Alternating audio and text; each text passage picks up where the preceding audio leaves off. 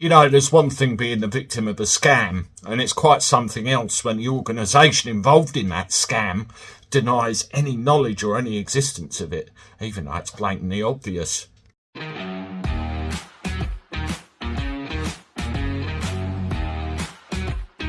Hello everybody, welcome back to the channel. Thank you once again for joining me. I appreciate your support as always. Please continue to make sure you're doing what you're doing every day to help the channel grow and support the channel. It's very much appreciated. Well, this one is a bit of a scam alert, really, and it's to do with the banks. As we all know, years and years and years ago, when you went and bought something, you signed for it, didn't you? Here's my debit card, print the receipt out, sign it, you know, job done. I fell foul of a fraud to do with that system where somebody intercepted a replacement bank card for my ex at the time and went on a spending spree at London. But to get all around that, we had chip and pin introduced, didn't we? And we know how that works, card in, At the end of the day, cash has got to be king.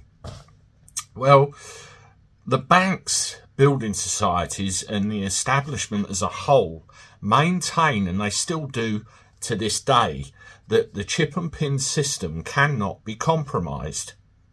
If anybody is victim of any kind of bank fraud where your account gets emptied, they will refund the money unless they can prove that an authorised transaction took place.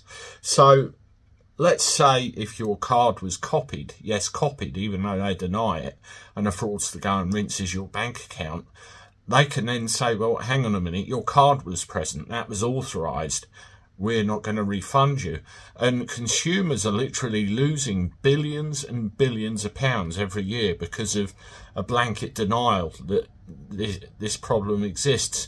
The magnetic strips on the back of cards can be cloned. Other details about cards can be cloned. There's skimmers in machines all the time.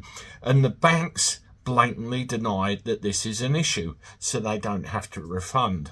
The Financial Services Ombudsman also doubles down on this and says it as well, that, you know, there's no problem. So then when people come in and say, here, I've had my account robbed and the bank won't give me my money back, out of about 24 test cases, only about 2 people have ended up with a refund. It's disgusting. I don't know whether any of you have had this. I mean, the banks are an absolute joke at the moment.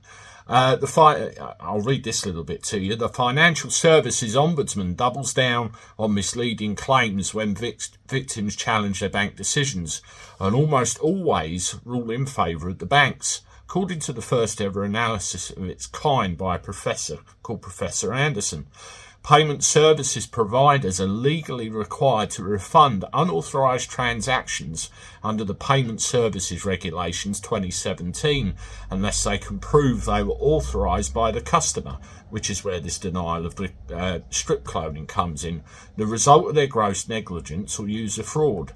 If a bank denies a refund and a customer disagrees, they can complain to the Financial Ombudsman Service, who will then decide whether or not to uphold the complaint.